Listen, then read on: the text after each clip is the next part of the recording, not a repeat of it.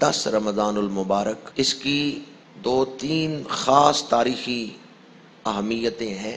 ایک تو فتح مکہ کو بھی اس سے نسبت ہے، اور ایک اس کی نسبت یہ ہے کہ ام المومنین محسنہ اسلام حضرت سیدہ خدیجۃ الکبریٰ رضی اللہ تعالی عنہا، آپ کا وصال پاک 10 رمضان المبارک کو ہوا تھا۔ اس سال کو ہی سیرت میں عام الحزن کا نام دیا گیا ہے، غم والا سال۔ حضرت سیدہ خدیجۃ الکبریٰ رضی اللہ تعالی عنہا ہم سب کی روحانی ماں ہے۔ ماں کا یوم وصال آئے تو اولاد صرف نظر کر سکتی ہیں، ہم تو اس در کے رضا خار ہیں، خادم ہیں، نوکر ہیں۔ اس لیے میں آپ کی خدمت میں عرض کروں گا، ام المومنین کو ایصال ثواب کریں۔ آپ محسنہ اسلام ہیں، پہلی مومنہ ہیں۔ حضور پر وحی نازل ہوئی، آپ گھر تشریف لائے تو سب سے پہلے کلمہ پڑھنے کا شرف حضرت ام المومنین کو حاصل ہوا ہے۔ اور ام المومنین کا ذکر اپنے گھروں میں کریں، اپنی بیٹیوں بہنوں کے ساتھ، اور انہیں بتائیں کہ ام المومنین کی عظمت کردار کیا ہے۔ اپنی خواتین کی دینی تربیت یہ ہماری ذمہ داری ہے، اور ہم اس سے غافل ہیں، اس کی طرف ہمارا دھیان نہیں۔ اس لیے بھی آج چند گھڑیاں حضرت ام المومنین کا ذکر پاک کر رہا ہوں کہ یہ ذکر باعث نزول رحمت ہے، اور یہ ذکر باعث تقویت ایمان ہے، اور یہ ذکر باعث بخشش ہے، اور یہ ذکر ہمارے لیے ایک نمونہ ہے کہ ہم اپنی خواتین کی تربیت کس طرح کر سکتے ہیں۔ ان تک بھی یہ پیغام پہنچائیں کہ آج ہماری مسلمان عورتوں کے لیے رول ماڈل اس دور کی حیا باختہ عورتیں نہیں ہیں، بلکہ وہ مخدرات عصمت ہیں جو نگاہ نبوت سے تربیت پائی ہوئی۔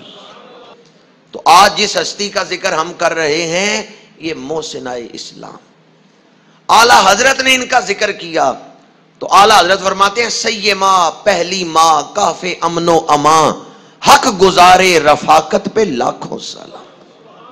حق گزارے رفاقت، اعلان نبوت کے بعد 10 نبوی تک امام الانبیاء صلی اللہ علیہ وآلہ وسلم کی خدمت کا حق ادا کر دیا حضرت خدیجۃ الکبریٰ رضی اللہ تعالیٰ عنہ۔ اس لیے اعلیٰ حضرت لکھتے ہیں سیما، پہلی ماں، کاف امن و امان، حق گزارے رفاقت پہ لاکھوں سلام۔ ام المومنین کا تعلق حضور کے خاندان پاک سے ہی تھا۔ ام المومنین کے والد خویلد ہیں، وہ بیٹے ہیں اسد کے، اسد بیٹے ہیں عبدالعزیٰ کے، اور عبدالعزیٰ بیٹے ہیں قصی بن کلاب کے۔ یہ قصی بن کلاب جو ہیں ان سے حضور کا شجرہ اور ام المومنین کا شجرہ آپس میں مل جاتا ہے۔ دور جاہلیت میں حضرت خدیجۃ الکبریٰ رضی اللہ تعالی عنہا کا لقب تھا طاہرہ۔ کس دور میں؟ راستہ گرد و غبار سے اٹا ہوا ہے، گرد و غبار انتہا درجے کی ہے راستے میں۔ کوئی اس راستے سے گزرے لیکن اس کے چہرے پر ایک ذرہ بھی گرد نہ پڑے، اس کے لباس پر ایک ذرہ بھی گرد نہ پڑے، کمال ہے یا نہیں؟ اس دور میں معاشرے کی حالت کیا ہے اور ان ہستیوں کا کردار کیا ہے؟ معاشرہ تاریکی میں ڈوبا ہوا ہے، پر یہ ہستیاں اس دور میں بھی چمک رہی، ان کی عظمت اس دور میں بھی مسلمہ ہے۔ اس لیے میں کہتا ہوں یہ چنی ہوئی ہستیاں ہیں، یہ منتخب لوگ ہیں جنہیں اللہ نے چن لیا اپنے محبوب کی خدمت کے لیے۔ یہ انتخاب الہی ہیں جنہیں اللہ نے اپنے محبوب کے قرب کے لیے اور خدمت کے لیے چنا ہے۔ ام المومنین حضرت سیدہ خدیجۃ الکبریٰ رضی اللہ تعالی عنہا دور جاہلیت میں بھی طاہرہ کا لقب رکھتی تھی۔ پھر آپ نے خواب دیکھا، آسمان کا چاند میرے گھر اتر آیا ہے اور میرے گھر سے پوری دنیا میں نور پھیل رہا ہے۔ آپ کے چچا زاد بھائی ورقہ بن نوفل، وہ عیسائیوں کے بہت بڑے عالم تھے، ان کے پاس آپ تشریف لے گئیں ان کو خواب سنایا تو ورقہ بن نوفل نے کہا کہ اگر آپ نے یہ خواب دیکھا ہے تو پھر مبارک ہو، خاتم النبیین کی آپ زوجہ بنیں گی۔ جو امام الانبیاء ہیں، جو خاتم النبیین ہیں، ان کی زوجیت میں آپ آئیں گی، ان کے حرم میں آپ داخل ہوں گی، آپ کے گھر سے پھر دنیا کو ہدایت کا نور ملے گا۔ حضرت خدیجہ الکبریٰ رضی اللہ تعالی عنہا چونکہ خواب میں یہ اشارات دیکھ چکی تھیں اور پھر اپنے غلام میسرہ سے حضور کا ذکر سنا، حضور کی شانیں سنی تو سمجھ گئیں کہ یہ وہی ہستی ہیں جن کا اشارہ مجھے خواب میں ہو چکا ہے۔ 25 سال حضور کی عمر پاک تھی اور حضرت خدیجہ الکبریٰ کی عمر 40 سال جب حضور نے ان سے نکاح فرمایا ہے۔ میرے آقا کریم غار حرا میں تشریف لے جاتے ہیں۔ جب 40 سال کے قریب آپ کی عمر پاک ہوئی تو ام المومنین کھانا تیار کر کے غار حرا میں پہنچاتی ہیں۔ صحیحین میں یہ حدیث پاک ہے، ام المومنین کھانا لے کے آ رہی ہیں غار حرا، حضور غار حرا میں تشریف فرمائے، جبریل امین حاضر ہوئے اور جبریل عرض کرتے ہیں یا رسول اللہ صلی اللہ علیہ وسلم، اللہ تعالیٰ آپ کی طرف سلام بھیجتا ہے اور اللہ تعالیٰ یہ جو آپ کی زوجہ کھانا لے کے آ رہی ہے نا آپ کے لیے، ان کو بھی سلام عطا فرماتا ہے۔ اور جبریل عرض کرتے ہیں یا رسول اللہ میری طرف سے بھی انہیں سلام عطا فرما دیں اور انہیں جنت کی بشارت دے دیں، انہیں جنت کی بشارت دے دیں کہ اللہ نے ان کے لیے جنت میں موتی کا وہ محل تیار کیا جس میں شور نہیں ہوگا، جس میں بے سکونی نہیں ہوگی، جس میں بڑا سکون اور راحت ہے۔ انہیں جنتی ہونے کی بشارت دی گئی، اللہ تعالیٰ کی طرف سے انہیں سلام عطا فرمایا گیا۔ حضرت ام المومنین رضی اللہ تعالی عنہا جب حضور پر پہلی وحی نازل ہوئی، آپ گھر تشریف لائے، ام المومنین نے سب سے پہلے حضور کی نعت پڑھی اور پھر ساری زندگی حضور کی خدمت میں گزاری، دکھ سکھ میں ہر وقت حضور کی خدمت میں رہی۔ نبوت کا 10واں سال ہے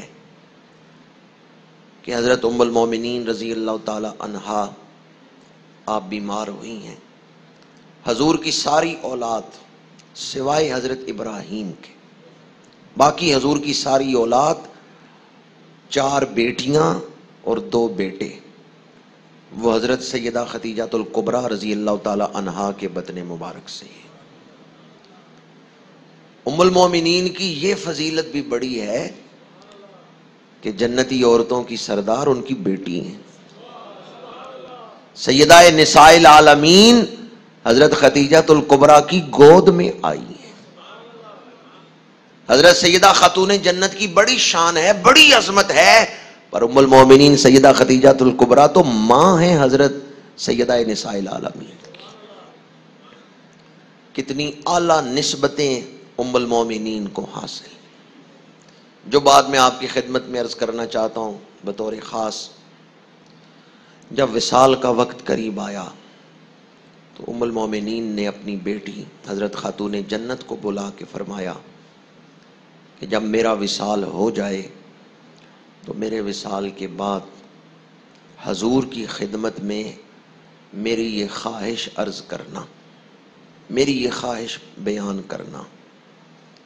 خود نہیں عرضی پیش کر رہی، خود نہیں اپنی خواہش کا اظہار کر رہی، بلکہ اپنی بیٹی کو وسیلہ بنا رہی ہیں، ذریعہ بنا رہی ہیں۔ خود کیوں نہیں عرض کر رہی؟ یہ ہے کمال ادب، یہ ہے انتہا درجے کا ادب۔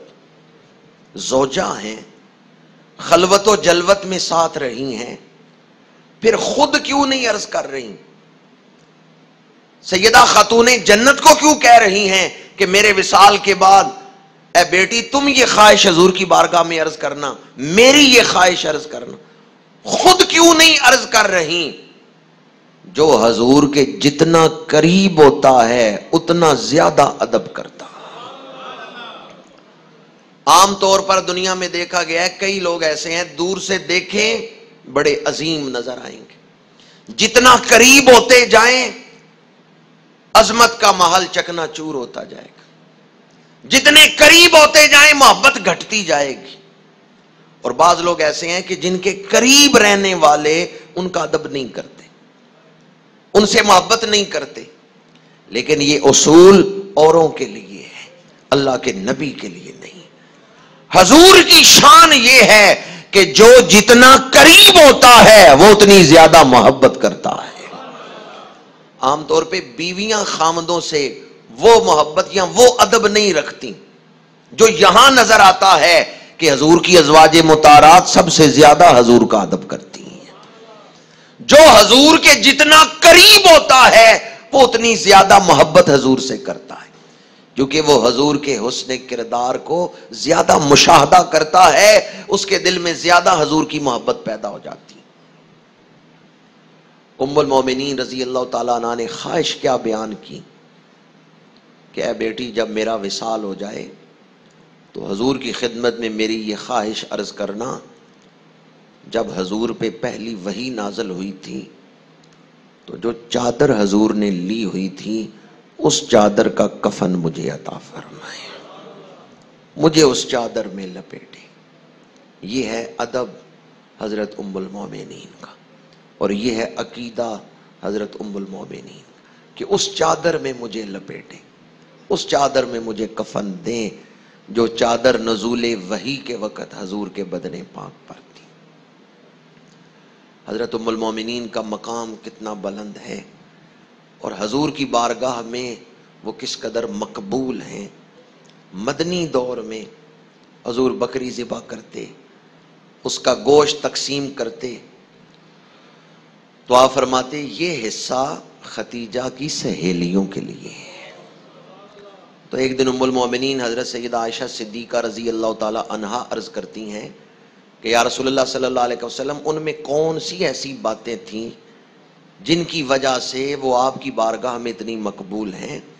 فَيَقُولُ إِنَّهَا كَانَتْ وَكَانَتْ، حدیث پاک ہے پھر حضور حضرت سیدہ ختیجہ الکبریٰ کی شانیں بیان فرما رہے ہیں، پھر حضور بتاتے ہیں کہ ختیجہ الکبریٰ میں یہ صفت بھی تھی، یہ صفت بھی تھی، یہ صفت بھی تھی۔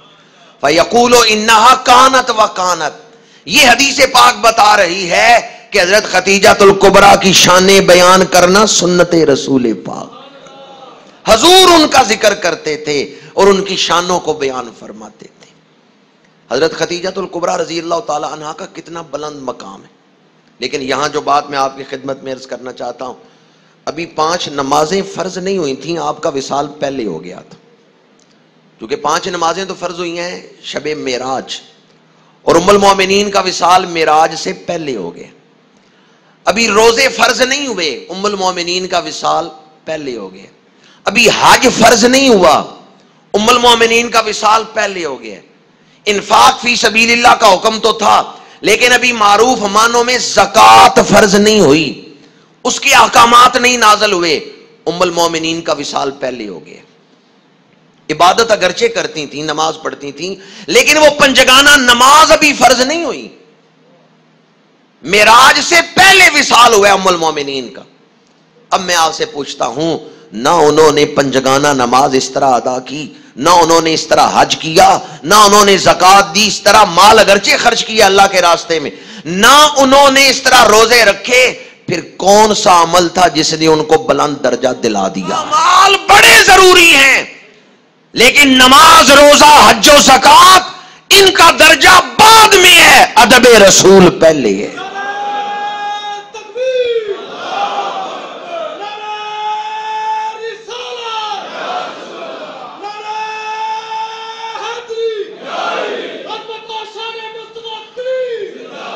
نماز اچھی، روزہ اچھا، زکوٰۃ اچھی، حج اچھا، مگر میں باوجود اس کے مسلمان ہو نہیں سکتا، نہ جب تک کٹ مرو خواجہ بتا کی عزت پر، خدا شاہد ہے کامل میرا ایمان۔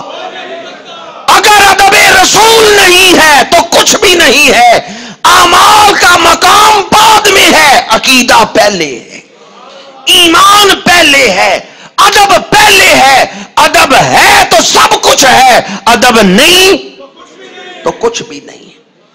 آج بعض لوگ حضور کی بارگاہ کا ذکر بھی کرتے ہیں تو ادب کا لحاظ نہیں رکھتے۔